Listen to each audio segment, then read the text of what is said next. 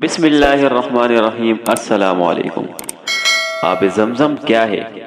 سامعین گرامی، جب حضرت ابراہیم علیہ السلام اپنی بیوی ہاجرہ علیہ السلام اور شیرخوار بیٹے حضرت اسماعیل علیہ السلام کو لے کر اس ویران اور بنجر وادی میں آئے جسے آج مکہ المکرمہ کہتے ہیں، تو ان کے پاس صرف ایک تیلا بھر کھجوریں اور پانی سے بھرا ہوا ایک پرانا مشکیزہ تھا۔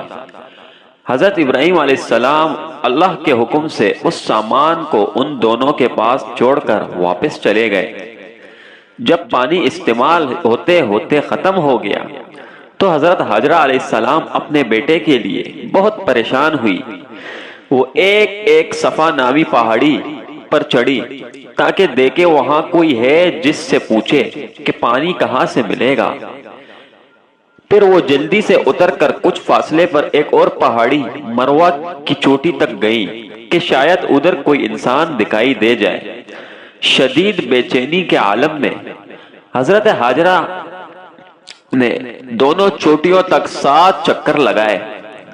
ناظرین گرامی، جب حضرت ہاجرہ علیہ السلام تک کر چور چور ہو گئی اور آخری بار مروہ پہاڑی پر غمزدہ کڑی تھی تو انہوں نے ایک آواز سنی۔ ادھر متوجہ ہوئی تو انہوں نے زمزم کے مقام پر جہاں انہوں نے اپنے بیٹے کو یعنی حضرت اسماعیل علیہ السلام کو چھوڑا تھا، ایک فرشتہ کھڑا دکھائی دیا جو اپنی ایڑی یا اپنے پر سے زمین کھودنے میں مصروف تھا۔ ان کے دیکھتے ہی دیکھتے وہاں پانی کا فوارہ پھوٹ پڑا۔ حضرت ہاجرہ علیہ السلام دوڑتی ہوئی وہاں پہنچی تاکہ اس جگہ کے گرد اپنے ہاتھوں سے حوض سا بنا دے جس کے اندر پانی کے ٹھہرنے کی کوئی صورت بن سکے، اور پھر مشکیزہ بھی بھرنا شروع کر دیا۔ حوض میں پانی بھر گیا۔ پھر خوب سیر ہو کر انہوں نے بچے کو بھی یہ انوکھا پانی پلایا اور خود بھی پیا۔ سامعین گرامی، فرشتے نے حضرت ہاجرہ علیہ السلام کو تسلی دیتے ہوئے کہا، یہ نہ سمجھنا کہ تم ضائع ہو جاؤ گے۔ یہ سامنے اللہ تبارک و تعالی کا گھر ہے جسے یہ بچہ یعنی حضرت اسماعیل علیہ السلام اور اس کا والد یعنی حضرت ابراہیم علیہ السلام تعمیر کریں گے۔ اللہ اپنے دوستوں کو ضائع نہیں کرتا۔ زمزم کا کنواں کعبے کے بالکل قریب واقع ہے۔ اس کا پانی بلا شبہ دنیا کا سب سے مقدس اور روئے زمین کے تمام پانیوں سے افضل پانی ہے۔ سامعین گرامی، حضرت نبی کریم صلی اللہ علیہ وسلم نے فرمایا، روئے زمین پر سب سے افضل پانی زمزم ہے۔ یہ پیاس بجھاتا ہے، خوراک کی خوراک ہے اور بیماری سے شفا بھی ہے۔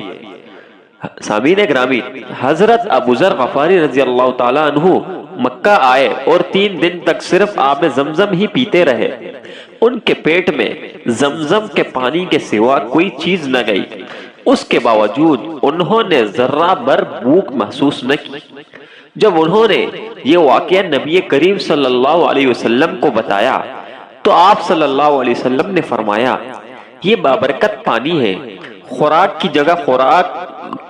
کی جگہ بھی کفایت کرتا ہے۔ نبی کریم صلی اللہ علیہ وسلم نے یہ بھی فرمایا، آب زمزم جس غرض سے پیا جائے وہی پوری ہوتی ہے۔ اس لیے جو انسان اپنے علاج کے لیے آب زمزم پیتا ہے، اللہ تعالیٰ اسے بیماری سے شفا عطا کر دیتا ہے۔ ایسے کئی واقعات سامنے آتے ہیں کہ لوگ مہلک امراض میں مبتلا تھے، انہوں نے بطور علاج آب زمزم پیا تو اللہ تبارک و تعالیٰ نے انہیں اس پانی کے ذریعے سے شفا عطا کی۔ ایسے واقعات میں سے ایک واقعہ مراکش کی ایک خاتون لیلا خلو کا ہے جسے کینسر کی بیماری لاحق تھی۔ اس نے بیلجیم کے کئی ڈاکٹروں سے علاج کرایا مگر وہ اس موذی مرض سے نجات نہ دلا سکے۔ ڈاکٹروں نے اس کے خاوند سے کہا کہ اس کی بیوی مرنے والی ہے، اس لیے اسے گھر لے جائے۔ اس پر دونوں میاں بیوی نے مکہ مکرمہ میں بیت اللہ جانے کا فیصلہ کیا۔ سامعین گرامی، وہاں پہنچے تو خاتون نے آب زمزم کافی مقدار میں پیا۔ وہاں قرآن مجید کی تلاوت کرتی رہی اور اللہ تبارک و تعالی سے رو رو کر دعائیں مانگتی رہی۔ خاتون کو وہاں کی عورتوں نے اپنے جسم کا بالائی حصہ بھی آب زمزم سے دھونے کا مشورہ دیا۔